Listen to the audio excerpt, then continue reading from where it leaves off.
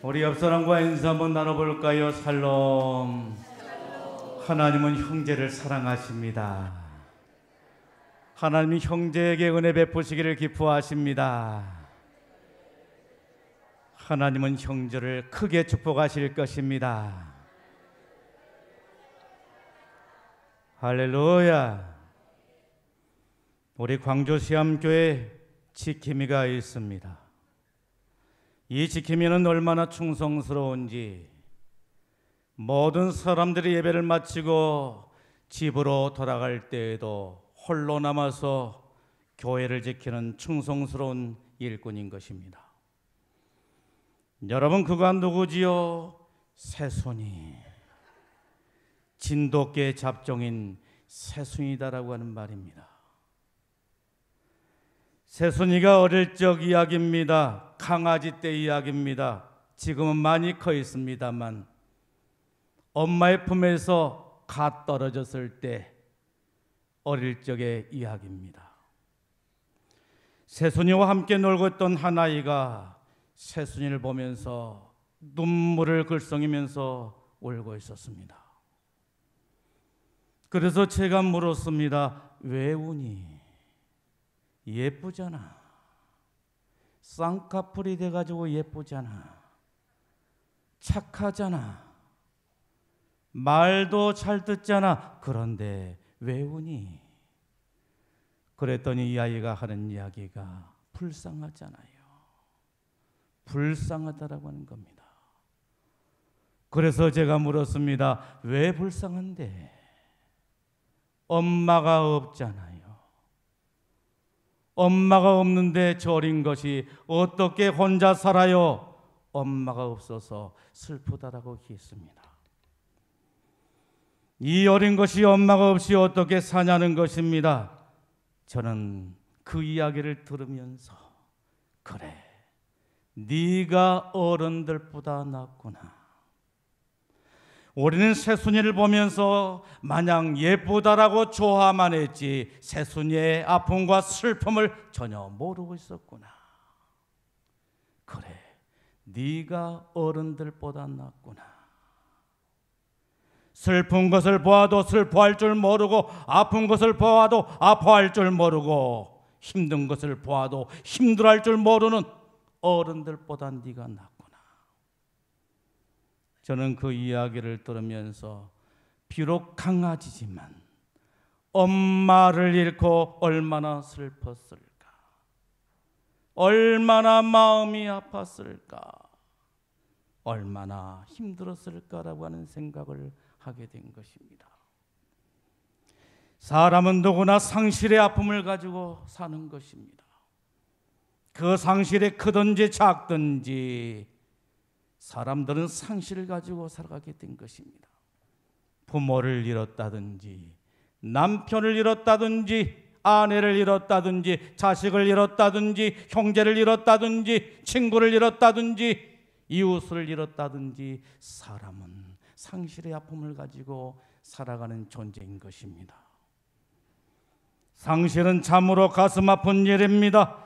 사람들은 누구나 사랑하는 사람과 헤어져야 한다는 절망적인 상황 속에서 큰 고통을 겪게 된 것입니다. 그리고 그 후유증은 말할 수가 없는 것입니다. 이 후유증은 육체적인 건강, 정신적인 건강을 해칠 뿐만 아니라 더 나가서 인생을 황폐화시켜버리고야 만다라고 하는 것입니다. 저에게도 2번의 상실이 있었습니다. 하나는 엄마의 상실이요, 또 하나는 아버지의 상실이었던 것입니다. 7살 때 엄마를 잃고 얼마나 슬픈 인생을 살았는지 모릅니다. 사람들은 저를 보면서 저 어린 것이 엄마 없이 어떻게 살 거라고 했습니다. 그 이야기를 들을 때마다 제 2 눈에서는 눈물이 폭포수처럼 떨어지게 되었던 것입니다. 아이에게 있어서 엄마는 절대적인 존재인 것입니다. 그런데 그 엄마를 7살 때 잃게 되었다라고 하는 말인 것입니다. 그리고 14살 때 또 한 번의 큰 상실을 경험하게 된 것입니다. 사랑하는 아버지를 잃게 된 것입니다. 아버지가 병이 들어 집에 누워 계시는데 얼마나 마르셨던지 뼈와 가죽이 완전히 달라붙어서 죽은 송장과 같았던 것입니다. 그러시면서 거친 숨을 내몰아시면서 질병과 힘겨운 싸움을 하고 계셨습니다. 저는 그 아버지의 모습을 보면서 아버지 이렇게도 좋으니 제발 죽지만 말아주세요. 아버지 이렇게도 좋으니 제발 죽지만 말아주세요. 애걸복걸하면서 사정을 하게 되었던 것입니다. 그래서 학교를 마치면 집으로 곧장 돌아와서 아버지 곁에 쪼그리고 앉아서 아버지가 목이 마르다라고 말씀하시게 되면 숟가락에 물을 떠서 아버지에게 먹여드리고, 배가 고프다라고 말씀하시게 되면 죽을 숟가락으로 떠서 아버지에게 드리면서, 아버지 이렇게도 좋으니 제발 죽지만 말아주세요. 제발 죽지만 말아달라고 사정을 했던 것입니다. 그런데 결국에 아버지는 이 세상을 떠나고 마셨습니다.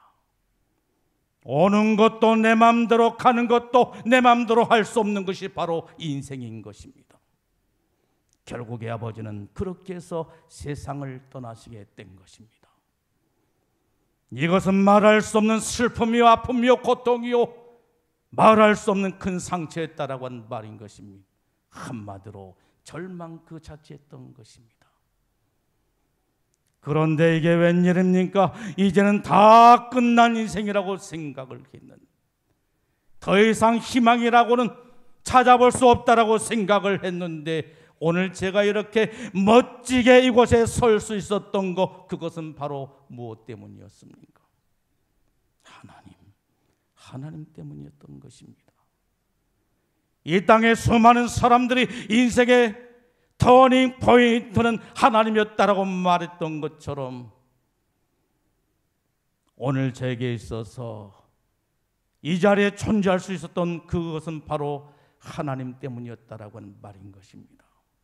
하나님 때문에 그 험한 인생길을 복되게 살아올 수가 있었다라고 하는 것입니다. 하나님 때문에 내 운명이 바뀌고 내 팔자가 바뀌게 된 것입니다. 그래서 월요일이면 등산을 하게 되고, 등산이 맞춰지게 되면 목욕탕에 몸을 담그면서 늘 하나님 앞에 감사의 기도를 드립니다. 하나님의 은혜입니다. 하나님의 은혜 때문에 내가 이 복을 누리고 살고 있습니다. 하나님의 은혜입니다. 하나님께 감사와 찬양을 드리게 된 것입니다. 오늘 주님께서는 우리들에게 상실감을 극복하라고 말씀하고 계십니다. 여호수아에게 상실감이 찾아왔습니다. 큰 상실감이 찾아오게 되었다라고 하는 것입니다. 아버지와 같았던 모세가 갑자기 세상을 떠나고 만 것이었습니다.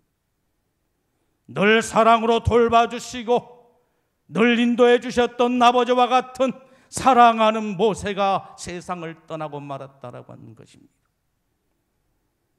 그래서 모세에게는, 여호수아에게는 마치 인생의 버팀목이 무너진 것과 같았다라고 하는 말인 것입니다.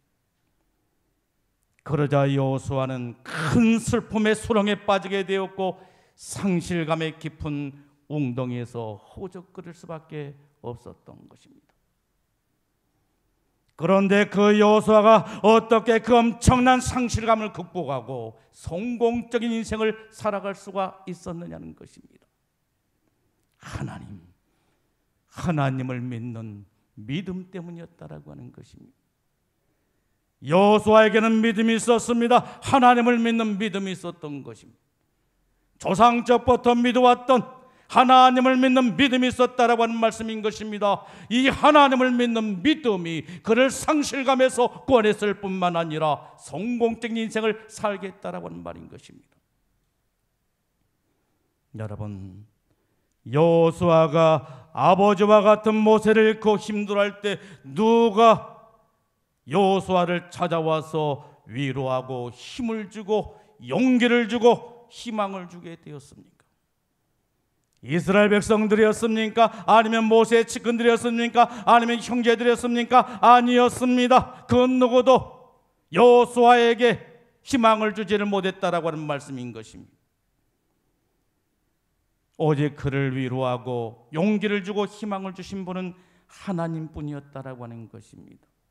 하나님께서는 끊임없이 여호수아를 찾으셨어요. 여호수아의 두 눈에서 흐르는 그 눈물을 닦아주고 어깨를 따둑거리시면서 위로와 힘과 용기와 희망을 주셨던 것입니다. 하나님께서는 여호수아에게 내가 너와 함께 있을 것이라, 모세와 함께 있었던 것처럼 내가 너와 함께 있을 것이라, 내가 너를 떠나지 아니하고 내가 너를 버리지 아니할 것이라, 내가 너와 늘 함께 있을 것이라고 말씀하시게 된 것입니다.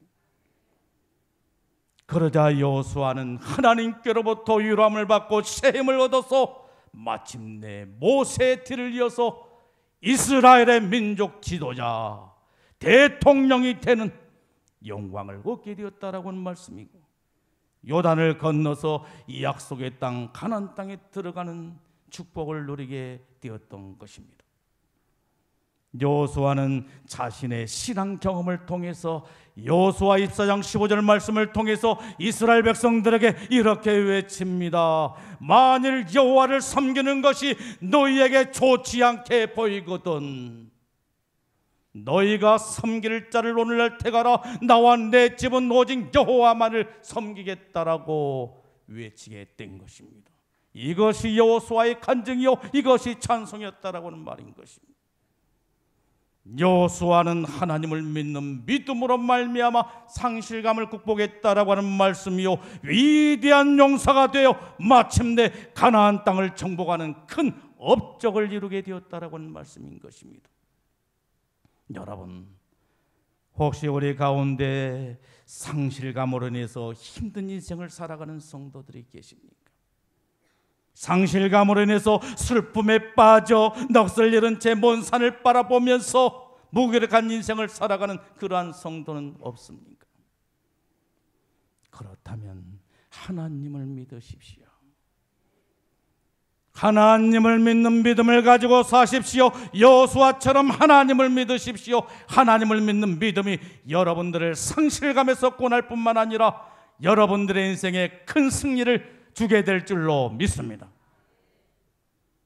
여호수아는 어떻게 그 엄청난 상실감을 극복할 수가 있었습니까? 하나님과의 교제였던 것입니다. 하나님과의 끊임없는 교제가 여호수아로 하여금 상실감에서 벗어나게 한 것입니다. 여러분, 여호수아는 어떤 사람이었습니까? 하나님의 말씀을 늘 가까이 하면서 살았던 사람이었습니다. 어떻게 하나님의 말씀을 늘 가까이 하며 살았습니까? 늘 하나님의 말씀을 읽고 묵상하고 깨닫는 말씀을 마음판에 새기면서 그 말씀을 지켜 행하면서 살았다라고 하는 말씀인 것입니다. 이것이 바로 여호수아를 상실감에서 벗어나게 하는 비결이었던 것입니다. 여러분, 상실감에서 벗어나기를 원하십니까? 그렇다라고 한다면 여호수아처럼 하나님의 말씀을 늘 가까이 하며 사십시오. 왜 우리는 하나님의 말씀을 가까이 하며 살아야 되는 것입니까? 하나님의 말씀은 곧 하나님이기 때문이라고 말할 수가 있는 것입니다. 주님께서는 요한복음 1장 1절 말씀을 통해서 이 시간 저와 여러분들을 향하여 말씀하십니다. 태초에 말씀이 계시니라. 이 말씀이 하나님과 함께 계셨으니 이 말씀은 곧 하나님이시라 라고 말씀하고 있는 것을 보게 됩니다. 여러분, 하나님의 말씀이 뭐라고 하는 거예요? 하나님이라고 하는 것입니다. 그렇기 때문에 우리는 하나님을 가까이 하는 것이 큰 복이 되므로 하나님의 말씀을 가까이 하며 살아야 된다라고 하는 말씀인 것입니다. 하나님을 가까이 함이 오늘 저와 여러분들에게 인생의 가장 큰 축복인 줄로 믿습니다. 하나님이 우리와 함께 한다라고 하는 것, 이것처럼 귀하고 소중한 일이 이 세상에 없다라고 하는 말씀인 것입니다. 그러므로 하나님의 말씀을 가까이 하십시오. 하나님의 말씀을 가까이 함이 곧 하나님을 가까이 한 일인 줄로 믿습니다. 왜 우리는 하나님의 말씀을 늘 가까이 하며 살아야 되는 것입니까? 하나님의 말씀은 능력이다라고 하는 말씀인 것입니다. 여러분, 하나님께서 온 세상 만물들을 창조하시게 되는데 무엇으로 창조하시게 된 것입니까? 말씀이었다라고 하는 것입니다. 빛이 있으라 말씀하시니까 빛이 있게 된 것입니다. 말씀으로 빛을 창조하시게 된 것입니다. 말씀으로 궁창을 창조하십니다. 말씀으로 바다와 육지를 창조하십니다. 말씀으로 해와 달과 별을 창조하십니다. 말씀으로 바다의 물고기와 공중의 새와 짐승들을 창조하십니다. 말씀은 능력인 것입니다. 그러므로 우리는 말씀을 가까이 하며 살아야 된다라고 하는 말씀인 것입니다. 그리고 하나님의 말씀은 상한 마음을 고치고 치유하는 능력이 있는 것입니다. 예수님께서는 말씀으로 나병을 치료하십니다. 안진병을 일으켜 세우기도 하시고 중풍병자를 일으켜 세우기도 하신 것입니다. 귀신병으로 시달린 사람들을 고쳐주시기도 하시고 죽은 자를 살려주시기도 하신 것입니다. 하나님의 말씀은 치유하는 능력이 있는 줄로 믿습니다. 그러므로 상실감으로 인해서 힘겨운 인생을 살아가는 성도들이 계십니까? 그렇다면 하나님의 말씀을 가까이 하십시오. 그리고 그 하나님의 말씀을 아멘으로 응답하십시오. 그리고 그 하나님의 말씀을 순종하며 사십시오. 그리하게 되면 하나님의 말씀이 여러분들을 치유하고 회복시켜 주실 줄로 믿습니다. 여호수아는 상실감으로 인해서 힘겨운 시간을 보냈으나 하나님의 말씀을 가까이 함으로 하나님의 말씀으로 위로함을 받고 새 힘을 얻어서 이스라엘의 민족 지도자가 될 수가 있었습니다. 그리고 이스라엘 백성들을 약속의 땅, 적과 꿀이는 가나안 땅으로 인도해 갈 수가 있었던 것입니다. 여러분, 여호수아는 그 엄청난 상실감을 어떻게 극복할 수가 있었습니까? 하나님과의 약속이었습니다. 어떤 약속이었습니까? 내가 모세에게 말한 바와 같이 너희 발바닥으로 밟는 모든 땅을 너희에게 주겠다라고 하는 약속이었던 것입니다. 여호수아는 이 약속의 말씀을 믿었습니다. 그리고 이 약속의 말씀을 붙잡게 되었다라고 하는 것입니다. 이 약속이 여호수아로 하여금 상실감에서 벗어나게 하는 비결이었던 것입니다. 여러분, 하나님의 약속을 믿으십시오. 그리고 그 하나님의 약속의 말씀을 붙잡고 사십시오. 그리하면 신실하신 하나님께서 여호수아에게 약속을 지키셨던 것처럼 오늘 저와 여러분들에게도 반드시 약속을 지켜주실 줄로 믿습니다. 여러분, 상실감에서 벗어나기를 원하십니까? 그렇다면 상실을 있는 그대로 받아들일 수가 있어야 하는 것입니다. 어차피 인생은 한 번 왔다 돌아가는 존재인 것입니다. 이 사실을 인정하고 상실을 있는 그대로 인정하라고 하는 말씀인 것입니다. 무슨 말입니까? 사랑은 사람을 떠나보낼 수가 있어야 된다라고 하는 말인 것입니다. 청년들이여, 사랑하는 사람과 헤어짐의 아픔이 있습니까? 슬픔이 있습니까? 슬퍼하지 마십시오. 그것은 여러분들의 인생에 있어서 하나의 과정이요, 그 사람은 거기까지였다라고 하는 말인 것입니다. 그러므로 아무리 뜨겁게 사랑을 나눴던 사람이라 할지라도 떠나보낼 수가 있어야 된다라고 하는 말인 것입니다. 여러분, 떠나보내야 됨에도 불구하고 떠나지 못하게 되면 어떤 일이 발생하게 되는 것입니까? 마땅히 떠나보내야 되는데 떠나보내지를 못하게 되었을 때 심한 우울증에 허덕이게 된다라고 하는 말씀이요, 허탈감에 빠져 무기력한 존재가 되어져 버릴 뿐만 아니라 스스로 목숨을 끊는 일까지 생겨나게 된다라고 하는 말인 것입니다. 그러기에 떠나보낼 수가 있어야 하는 것입니다. 그리고 이 슬픔의 시간도, 아픔의 시간도, 고통의 시간도 다 지나간다는 사실을 기억해야 하는 것입니다. 유대인의 성경 해석서인 미드라시라고 하는 게 있습니다. 그런데 여기에 보게 되면 이런 이야기가 나오게 된 것입니다. 다윗이 전쟁에서 승리를 이루고 난 후에 한 세공사를 불러서 자신을 위해서 아름다운 반지를 만들라고 합니다. 그러면서 무엇을 이야기하게 되냐 하게 되면 그 반지에다가 내가 승전의 기쁨이 넘칠 때 교만하지 않고 절망에 빠졌을 때 좌절하지 않을 수 있는 용기와 희망을 줄 수 있는 글귀를 그 반지에 넣으라고 한 것입니다. 그러자 세공사가 다윗의 명령을 받고 반지를 만들게 된 것입니다. 아주 멋지게 아름답게 반지를 만들었습니다. 그런데 이게 웬일입니까? 아무리 생각해도 그 반지에다가 무슨 글귀를 넣어야 될지 생각이 나지를 않는 것입니다. 그래서 고민하다가 당시에 지혜롭다라고 하는 솔로몬 왕자를 찾아가게 된 것입니다. 솔로몬 왕자에게 찾아가서 왕께서 이렇게 말씀하시는데 도무지 생각이 나지를 않습니다. 반지에 들어갈 수 있는 좋은 글귀를 저에게 말씀해 주십시오라고 하게 된 것입니다. 그러자 솔로몬이 이야기를 듣고 있다가 이렇게 말합니다. 이 또한 다 지나가리라. 이 또한 다 지나가리라. 이 글귀를 반지에 넣으라고 한 것입니다. 그렇습니다. 이 또한 다 지나가게 된 것입니다. 아무리 슬프고 고통스러운 일이라 할지라도, 아무리 슬프고 고통스러운 일이라 할지라도 이 또한 다 지나가게 된다라고 하는 말씀인 것입니다.